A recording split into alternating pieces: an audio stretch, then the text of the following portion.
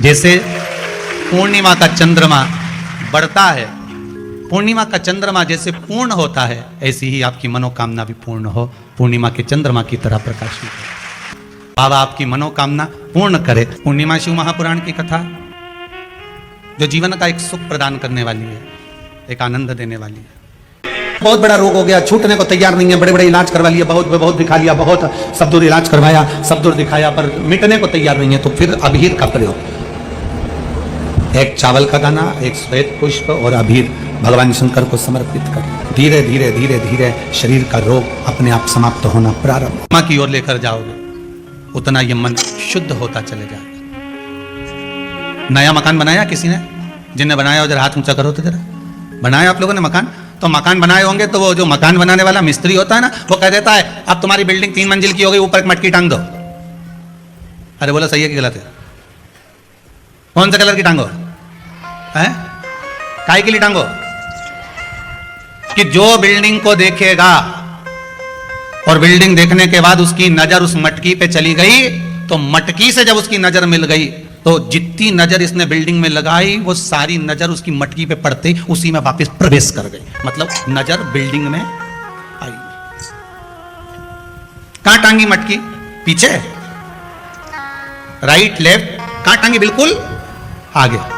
कि जो बिल्डिंग को देखेगा, जो इस मकान को देखेगा, जो इस बिल्डिंग को देखेगा, जो नए मकान को देखेगा, और उसकी दृष्टि घूमते घूमते घूमते घूमते अगर मान लो वो घूमती हुई दृष्टि उस मटकी पर चली जाती है, तो हमारी बिल्डिंग पर नजर नहीं लगेगी। नहीं तो दुनिया की लोगों की नजर तो बड़ी विचित्र होती है।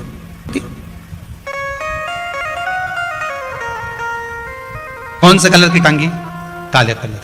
पुराण भी यही कहती है कि भगवान के मंदिर क्यों जाते हैं, किस लिए जाते हैं, और एक ही देवता है जिसके माथे पे मटकी बंधी रहती है। अरे बोलो तो जम के, कौन सा? देव अधिदेव महादेव, उसके माथे पे हमेशा कलश ही मिलता है। तो किसी ने पार्वती जी शिव जी से पूछी, क्यों भोलेनाथ जी ये बताओ जरा, ये जब गंगा तुम्हारे सिर पर है, भोलेनाथ जी जब गंगा तुम्हारे सिर पे है तो पानी तो यूं निकलना चाहिए, तो ये उल्टा पानी तुम्हारे ऊपर बूंद बूंद टपक रहा है, ये है क्या? शंकर भगवान बोले ये पानी का तो बहाना बना के रखा है, जो भगत मेरा दर्शन करने आता है उसकी नजर तो मेरी मटकी ही उतार देती है, उसकी नजर तो मेरी मटकी ही उतार देती है। जो शंकर के मंदिर में प्रवेश करता है और प्रवेश करते समय बस मेरे उस कलश का दर्शन करता है। कई लोग प्रश्न करते हैं, महाराज जी इस कलश का महत्व क्या है? 3 टेकी पिटिका रहता है, ब्रह्मा विष्णु महेश, उसके ऊपर कलश, उसमें एक छेद, उसमें से एक एक बूंद पानी नीचे गिरे, अर्थात ब्रह्मा विष्णु महेश एक एक बूंद पानी गिर रहा है, मतलब ये तीनों एक है। पुराण के अंतर्गत स्कंद पुराण में लिखा गया, स्कंद पुराण में वर्णन किया है श्री वेदव्यास जी महाराज ने, कहा ये पूर्णिमा का व्रत इसलिए किया जाता है कि व्यक्ति का जब मन गलत भ्रम में जाने लगता है, मन जब गलत जगह पर जाने लगता है, तो ये मन को गलत जगह पर ले जाने वाला कौन होता है? तो कहा ये चंद्र होता है। व्यक्ति की राशि के अंतर्गत, व्यक्ति की पत्रिका के अंतर्गत, व्यक्ति की ग्रह दशा के अंतर्गत जब चंद्र बेकार चलता है तो व्यक्ति अच्छा करते करते भी बेकार करने लग जाता है। 1 महीने की पूर्णिमा को जिसके घर में दूध की सामग्री बनती हो, दूध की सामग्री तैयार होती हो, खीर प्रसाद तैयार होता हो, उसके घर में कभी क्लेश नहीं हो सकता। अब पूर्णिमा के व्रत में आपने कई बार किताब पढ़ी होगी पूर्णिमा की, या आपने व्रत किया होगा, या पूर्णिमा का व्रत आप धारण करे होगे, तो उसमें पूजन कौन से भगवान की होती है? पूर्णिमा के व्रत में किस भगवान की पूजन होती है? तो कहा पूर्णिमा के व्रत में केले के खंभ लगाकर पूर्णिमा का जो अध्यापन होता है, पूर्णिमा की जो पूजन होती है, उस पूजन में शंकर और पार्वती की पूजन की जाती है, शिव और नारायण की पूजन करी जाती है, शंकर और पार्वती का स्मरण किया जाता है। किसकी पूजन होती है? शिव पार्वती। क्यों शंकर और पार्वती का पूजन क्यों करा जाता है पूर्णिमा के व्रत में? क्योंकि शिव और माता पार्वती ही केवल एक ऐसे हैं जिन्होंने अपूर्ण लक्ष्मी को भी पूर्ण बना दिया था। किसको पूर्ण बनाया है? लक्ष्मी। और भगवान को एक लोटा पानी अगर शिव को समर्पित कर रहे हो, श्वेत पुष्प को रखकर शंकर जी के ऊपर सफेद फूल को चढ़ाकर अगर एक लोटा जल भी, एक पात्र जल भी शंकर को समर्पित कर रहे हो, तो ये लक्ष्मी के लिए ही तो कर रहे हो। और कौन सी लक्ष्मी? पूर्ण लक्ष्मी।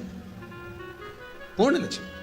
आपको पहले भी कथा में कहा, एक बार भगवान विष्णु के सामने लक्ष्मी मैया ने बहुत तेज स्वर में कह दिया था, नारायण, दुनिया के लोग आपका नाम जपते हैं, दुनिया के लोग नारायण नारायण कहते हैं, दुनिया के लोग आपका भजन करते हैं, पर सत्य मायने में कहूं ना तो मेरे बिना दुनिया के लोगों की नहीं चल सकती, मेरे बिना दुनिया नहीं चल सकती, संसार मेरे बिना नहीं चल सकता। भगवान विष्णु ने कहा ये तो गलत है लक्ष्मी आपका कहना।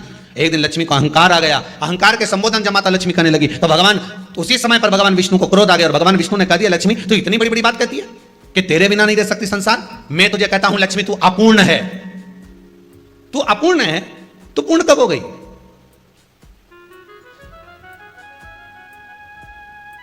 तेरी पूर्णता कहां हो गई? लक्ष्मी की आंख से आंसू बहने लगे, आज आपने मुझे अपूर्ण कहा है। आपको मालूम है आप मुझे अपूर्ण कर रहे हो? आपको यह ज्ञात हो रहा है आप मुझे अपूर्ण कर रहे हो? भगवान कहते हैं हाँ लक्ष्मी मैंने तुझे अपूर्ण कहा है। अपूर्णता का मतलब आप जानते हो ना? भगवान कहते हैं लक्ष्मी मैं सब जानता हूं। लक्ष्मी रोती हुई माता सरस्वती के पास पहुंच गई। सरस्वती ने पूछा क्या बात है लक्ष्मी, क्यों रो रही हो? लक्ष्मी जी ने कहा क्या बताऊं सखी, मेरे पति ने आज मुझे अपूर्ण कर दिया। क्या हुआ? माता सरस्वती जी बोली लक्ष्मी को अपूर्ण कर दिया। अपूर्ण कर दिया? हाँ, तो क्या सोचना उसके लिए, इसको मैं अभी पूर्ण बना देती हूं। माता जगतजननी पार्वती ने गोदी में विराजमान गणेश जी को उठाया और उठाकर लक्ष्मी जी की गोद में दे दिया। ले लक्ष्मी आज से तू पूर्ण हो गई, लक्ष्मी आज से तू पूर्ण है।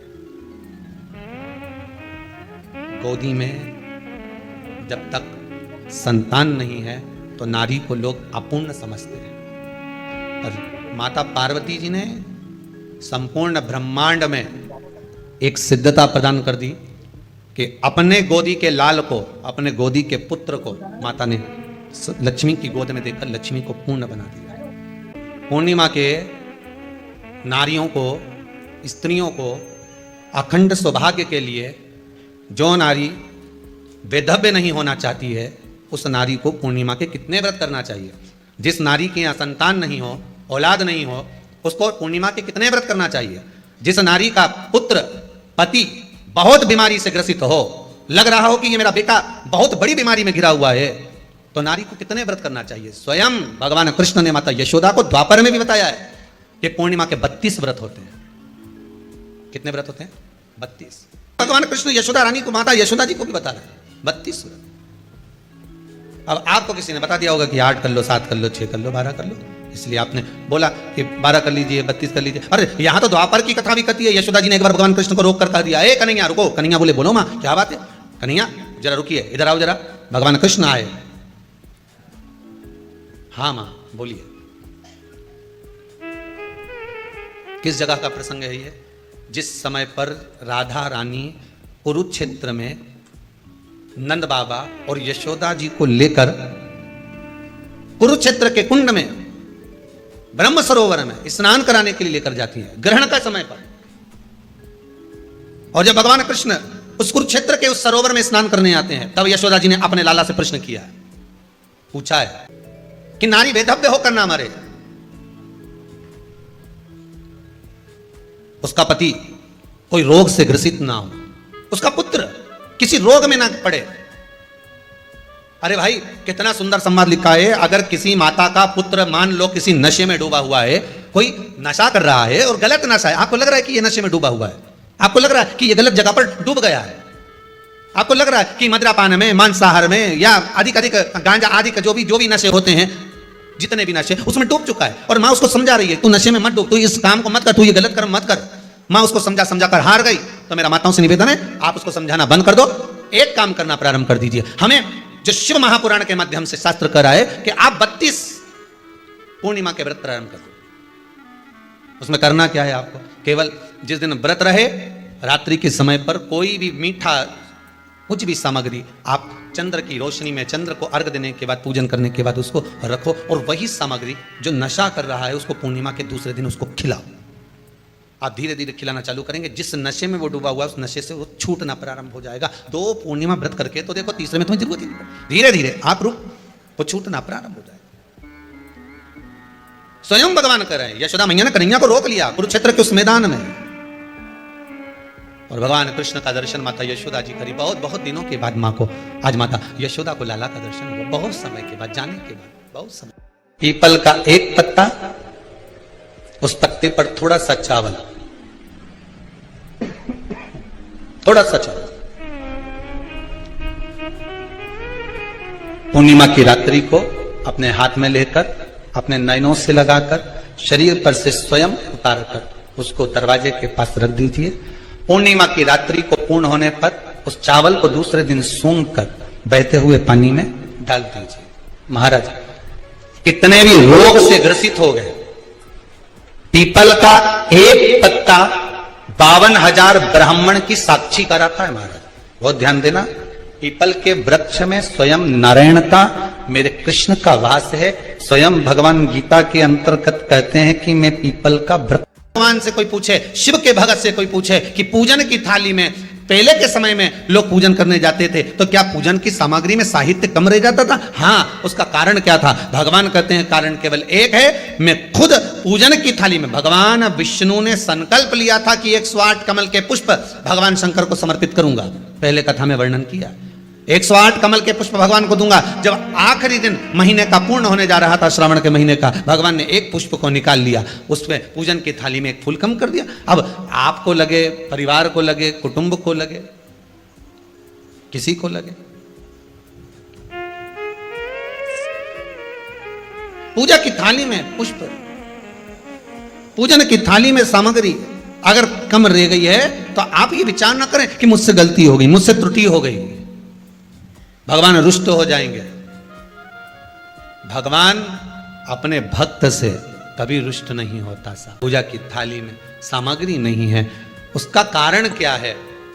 भगवान शंकर की कथा कहती है, जिस दिन पूजन करने बैठे जान कर कोई सामग्री मत छोड़ कर जाना, नहीं तो तुम लोग हंसी खेल में कि चलो ये मत ले जाओ, नहीं, आप पूरी सामग्री जमा, और कोई सामग्री आप भूल गए हो तो समझ लेना कि भगवान आपके दरवाजे पर आने के लिए बेकरार हैं, भगवान आपके दरवाजे पर आना चाहते हैं। अगर कोई सामग्री छूट गई है, कोई सामग्री रह गई है, जान कर हमको नहीं, जैसे श्रीफल जो हम भगवान के मंदिर में तोड़ते हैं, फोड़ते हैं, माता जी के सामने हमने नारियल फोड़ा, नारियल अच्छा निकल गया, भगवान ने स्वीकार करा ना करा, तो आपने थोड़ी सी चिटक निकाल कर भगवान को चढ़ाई, बाकी का सब घर ले जाके चक्कू से निकाल के सब खा गए। और मान लो वही नारियल जो आपने भगवान को चढ़ाया, फोड़ा, और वह अंदर से खराब निकल गया, तो भगवान ने स्वीकार करा कि नहीं करा? शिव महापुराण की कथा कहती है, जो नारियल अंदर से बेकार निकल गया वो भगवान ने पूर्ण स्वीकार कर लिया, क्योंकि भगवान को मालूम है कि ये सड़ा हुआ नारियल तू चक्कू से निकाल के नहीं खाएगी, जब परिक्रमा लगाएगी तो मंदिर के पीछे पटक जाएगी। भगवान को मालूम है इस चीज का। अभिषेक कर रहे हो, जल चढ़ा रहे हो, दूध चढ़ा रहे हो, आप पंचामृत सामग्री समर्पित कर रहे हो, आप दुनिया की सारी वस्तु भगवान को दे रहे हो, तो घी चढ़ाते समय जब घी चढ़ जाए, शंकर के शिवलिंग पर घी चढ़ गया, उसकी एक उंगली लेकर शिव मंदिर में जहां शंकर जी पिंडी पर बैठे हैं, उस जलाधारी पर जो शिवलिंग रखा हुआ है, उसके चारों तरफ उस घृत को लगा देना चाहिए, अपनी कामना कर।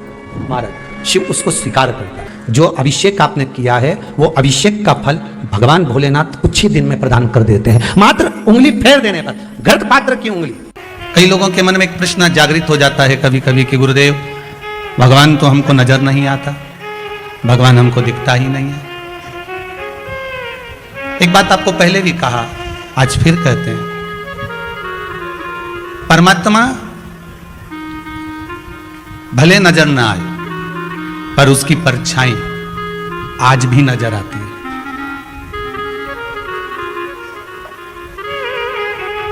और हम तो भगवान से यही प्रार्थना करते हैं, चंद्रमा की रात्रि में जो मेरे शंकर के मस्तक पर चंद्र होता है, इसलिए कथा को 2 दिन की रात्रि को ली है कि चंद्रमा को जैसे आपने मस्तक पर धारण करा है, मेरे शंकर जो इस रात्रि की कथा को सुन रहे हैं उनको भी उन्नति की सीढ़ी पर आगे बढ़ा देना। ये भी आने वाले समय में शिव महापुराण की कथा श्रवण करवाएं, जनमानस का कल्याण करवाएं, ऐसी कृपा कर देना भोलेनाथ, ऐसी करुणा कर देना।